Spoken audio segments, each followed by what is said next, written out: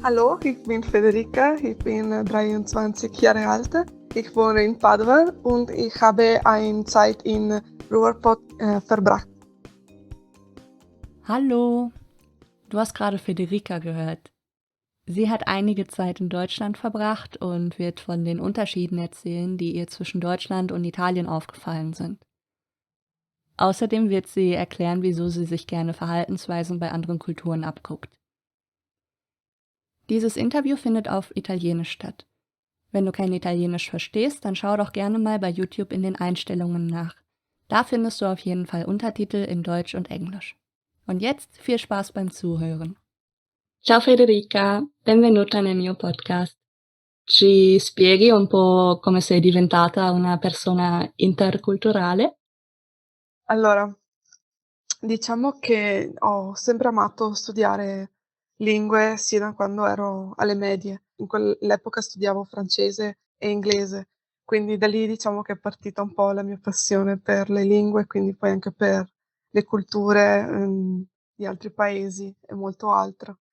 Successivamente poi quando è stato l'ora di scegliere dove andare a scuola, alle superiori, ho deciso di iscrivermi in una che mi desse l'opportunità di, fare quello che mi piaceva, quindi studiare matematica e allo stesso tempo lingue. Alle superiori ho studiato, inglese, tedesco e spagnolo. Diciamo che la scuola che ho scelto mi dava l'opportunità di viaggiare moltissimo, quindi per me quello è stato il punto di partenza. Ogni anno mi sono lanciata in nuove avventure, ho fatto sempre, tutto quello che mi veniva proposto, quindi dal semplice viaggio studio di 2 settimane in Inghilterra a Canterbury, per esempio allo scambio culturale in Germania a München, oppure diciamo, altre attività che ho fatto è stato venire a lavorare in Germania, che per me è stato una vera e propria avventura perché, non avevo assolutamente idea di cosa aspettarmi, cosa, mi avrebbero chiesto soprattutto, dato che il tedesco ero ancora un po', diciamo, si dice una pippa, quindi ero poco brava. L'hai imparato prima di venire? Sì, sì, l'avevo studiato per comunque 4 anni, però ovviamente è diverso studiarlo a scuola che trovarsi con altre persone, cercare di parlarlo tutti i giorni, quindi deve essere un allenamento continuo. Poi diciamo che, l'esperienza che ho fatto come Erasmus all'università è migliorato un po' di più, però sì, dalle superiori è stato difficile, ma allo stesso tempo è una lingua che mi ha sempre affascinato e per quanto difficile sia, ci provo sempre, diciamo, quindi è molto divertente. Da lì diciamo che, è nata la mia passione per i viaggi e ora se non provo a viaggiare almeno una volta all'anno, per me è un po' un dramma perché amo assolutamente conoscere nuove culture, nuovi paesi, nuovi stili di vita, nuovi cibi, visto che sono italiana. Stereotipo del cibo c'è. Quali stili di vita hai assorbito? Come stili di vita diciamo che, prendo un po' da varie culture e cerco di farlo mio quando vedo che il modo di reagire o il punto di vista dell'altra persona in qualche modo, non dico è migliore, però, ti aiuta in qualche modo a, risolvere una situazione in maniera diversa, che può essere per me magari migliore, per altri non lo so, però in qualche modo mi aiuta e basta. Quindi diciamo che mi ha colpito molto, ad esempio, la cultura filippina. Mh-mh. E quindi, diciamo che con la mia coinquilina in Germania avevamo parlato, perché lei è filippina, che nel suo paese c'è stato l'eruzione di un vulcano e ovviamente, sarebbe una situazione da panico un po' per chiunque. In realtà per la cultura filippina è assolutamente normale e quando gli facevano le interviste alle persone che vivevano lì, erano assolutamente tranquille. Quando magari in Europa, se succede una cosa del genere, saremmo tutti: "Oh mio Dio, cosa sta succedendo?" E saremmo disperati. E quindi una maniera diversa sicuramente di reagire a una situazione che per noi è drammatica, per loro non dico che è quotidianità, ma, il disperarsi non gli porta un beneficio in quel momento. Succede, e lo prendono come viene, si dice. Sono più tranquilli. Io comunque come personalità sono molto socievole, molto aperta e l'essere affettuosi, diciamo. Questo è sicuramente un aspetto che un po' mi mancava e che cerco di fare mio. Avendo conosciuto amici latinoamericani che loro sono molto più ancora più aperti di me. Ehm, e poi vediamo, altre culture cos'è che ho preso?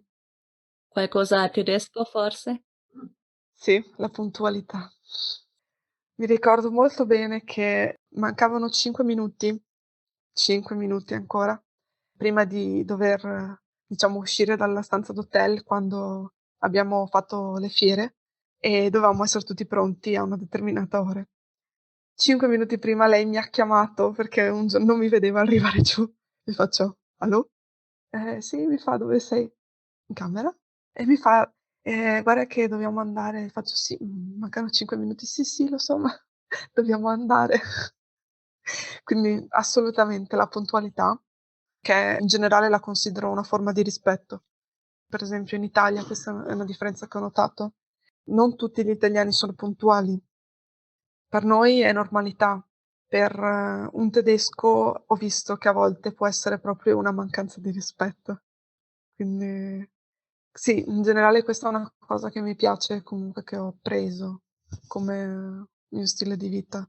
Già comunque io, nel mio sono abbastanza puntuale, quindi non è difficile, però sì, l'ho fatto ancora più mio. È giusto quello che dici, per qualcuno può avere un aspetto di rispetto, per un'altra persona forse no, ma è sempre importante considerare, il contesto in cui sei.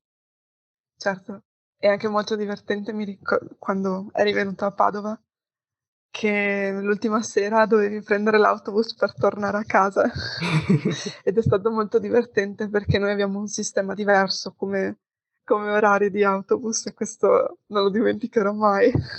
Tipo ti sei arrabbiata perché non riuscivi a capire come mai gli autobus non arrivavano nell'ora che c'era scritta. E quello è stato bellissimo. È stato molto divertente perché si è visto proprio la differenza e sì, l'ultimo giorno hai imparato a capire come funzionano gli autobus italiani. Sì, sì, è vero che per tanto tempo non sapevo come funziona. Ma tu sei stata anche a Bochum.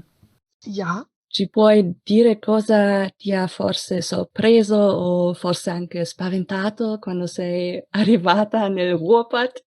spaventato in realtà, nulla, perché comunque io sono venuta a Bochum 2 volte. La prima volta è stato per un progetto europeo lavorativo, quindi sono venuta 2 settimane a lavorare presso un'azienda lì a Bochum, nella famosa Wattenscheid. E quella prima volta lì sì, è stato un po' traumatico, ma più che altro perché non sapevo cosa aspettarmi, a livello lavorativo, quindi cosa mi avrebbero chiesto. Cioè io mi sono completamente lanciata in un progetto senza ben sapere cosa mi stava aspettando, quindi ero un po', spaventata, ma in realtà poi dopo la prima settimana mi sono lasciata andare e avevo delle persone stupende che ci hanno accolto veramente, a braccia aperte, quindi è stato facile, diciamo, poi ambientarsi e tranquillizzarsi e tutto. E la seconda volta è stato molto divertente, diciamo che non ero spaventata e ho vissuto con la mia coinquilina filippina, quindi c'è stato un bellissimo scambio culturale ovviamente tra una pasta italiana e un piatto filippino. Diciamo che, le differenze non le ho sentite particolarmente. Per strada magari ci sono delle regole diverse perché, a volte in Italia posso attraversare senza guardare o comunque no, magari senza guardare no, però non sulle strisce pedonali, mentre in Germania devo attraversare per forza sulle strisce pedonali, altrimenti rischio di beccarmi una multa, cosa che ho scoperto casualmente. E comunque sì, il biglietto nell'autobus bisogna farlo per forza. Ho scoperto che ci sono i controllori in borghese, quindi che tu non all'improvviso sono vestiti come persone normali e all'improvviso tirano fuori una specie di, strumento elettronico Mhm. per controllarti l'abbonamento. Okay. Quindi bisogna stare molto attenti ragazzi, pagate tutto l'abbonamento. Poi, a me piace un sacco andare per esempio per i supermercati e vedere le differenze. Noi in Italia abbiamo scaffali di pasta, letteralmente scaffali di pasta, e in Germania ovviamente la quantità è più ridotta o comunque ci sono altri tipi di prodotti che noi non abbiamo. Era interessante anche per esempio il banco dei salumi. Ovviamente da voi ci sono tutti Wurst diversi, Wurst di un tipo, Wurst di un altro. Da noi per esempio invece abbiamo un sacco di prosciutti, diversi, anche quello è molto interessante. Sì, voi riciclate le bottiglie, Ah sì. molto meglio di noi, perché noi le buttiamo via, voi ci fate i soldi. Questa cosa è fantastica, è una cosa che io spero sempre che qualcuno, dall'alto dello Stato italiano ci dica: "Bene, li inseriamo anche noi", perché è veramente una cosa da cui dovremmo imparare. Perché sì, noi le ricicliamo, però in maniera diversa e poco utile. Secondo me voi siete un po' più bravi su questo. È comunque un continuo investimento. Io ti do 25 centesimi, però poi comunque ti ritornano indietro. Poi sì, di altre differenze particolari no, perché comunque, lo stile di vita penso che sia più o meno simile. Avendo conosciuto anche altri paesi, per te cosa significa sentirsi a casa? Puoi viaggiare in tanti posti del mondo, puoi fare un sacco di esperienze, puoi sentirti anche a casa, perché no?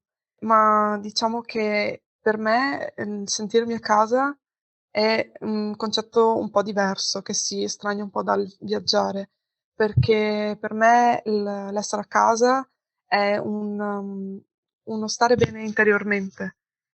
Diciamo che questa è una cosa che va un po' oltre il viaggiare, il conoscere persone di altri paesi e penso che sia un po' un insegnamento che tutti dovremmo prendere, perché sicuramente magari ci saranno dei posti in cui a volte diciamo che ci sentiamo a casa, però allo stesso tempo la vera ricchezza, sta proprio nel cercare noi stessi e in quel momento sì, ci sentiamo veramente a casa a prescindere dal luogo in cui ci troviamo, diciamo. Almeno questo è un po' il mio pensiero che ho maturato nel corso degli anni.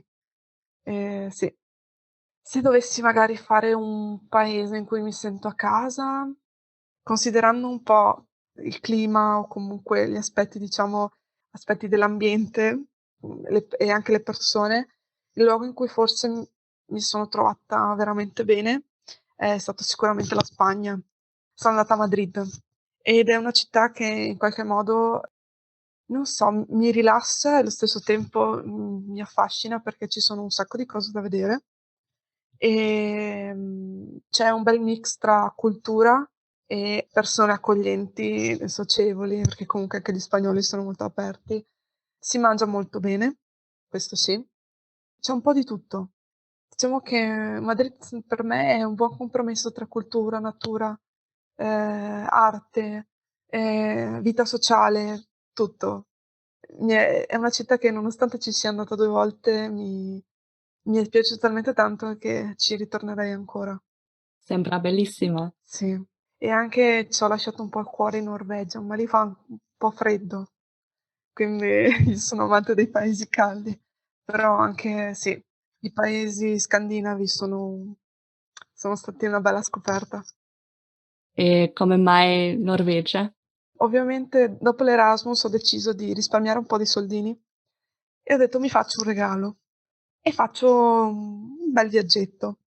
E ho detto, visto che sono già al nord, ho detto: "Perché non andare ancora più a nord?" Visto che, comunque avevo questa curiosità da sempre di vedere la Finlandia e la Norvegia, che erano quelle che da sempre mi colpivano per, diciamo, la natura, l'aurora boreale e comunque, sono stata un po' influenzata perché c'erano una serie TV che si chiamava The Hudson, si vedeva un po' intorno dove giravano, cosa facevano e da lì penso che un po' ho cominciato a vedere la Finlandia, poi piano piano ho detto mi sono informata sulla Norvegia. Visto che dalla Germania costava comunque meno partire e prendere un aereo per andare in Norvegia, ho detto: ok, o lo faccio ora o non lo farò mai più. Sì, ho preso il mio zainetto, mi sono messa la pasta, perché ovviamente essendo dei paesi un po' costosi, ho detto: "Okay, cerchiamo di risparmiare dove possibile", e mi sono portata da buona italiana gli spaghetti dentro lo zaino e ho detto: "Quando avrò voglia di cucinare qualcosa li tirerò fuori". E mi sono tornati utili, perché ho trovato a Tromsø delle persone molto carine e una sera avevamo fame e gli ho detto: "Beh, ho degli spaghetti dentro lo zaino, se volete mi metto a cucinare per tutti". Quindi sì. Sì, uno dice da backpacker ovviamente lo zaino ha uno spazio limitato, no, quindi devi cercare anche un po' di moderare le cose che porti via. Un maglione in meno e un pacco di pasta in più, nel mio caso. Resta un'ultima domanda. Noi ci siamo incontrate durante una serata organizzata da un gruppo di Facebook. Ci puoi spiegare di cosa si tratta? Allora, diciamo che io sono una degli amministratori del gruppo e l'idea è nata per creare una sorta di scambio interculturale tra persone che comunque hanno in comune la passione per i viaggi, quindi il conoscere nuovi paesi, nuove persone di altre culture e ci piaceva un po' l'idea che, ci fosse uno scambio tra padovani, quindi persone che vivono a Padova o che sono nati qui, con persone che, provengono da altri paesi che in qualche modo, sono arrivati a Padova per motivi diversi, di lavoro, Erasmus, di ogni tipo. Comunque Padova è una città, super, culturale perché puoi trovare veramente persone provenienti da ogni parte del mondo ed è anche bello, sapere che c'è un punto di aggregazione in cui si possono trovare, scambiare informazioni e aiutarsi l'uno con l'altro.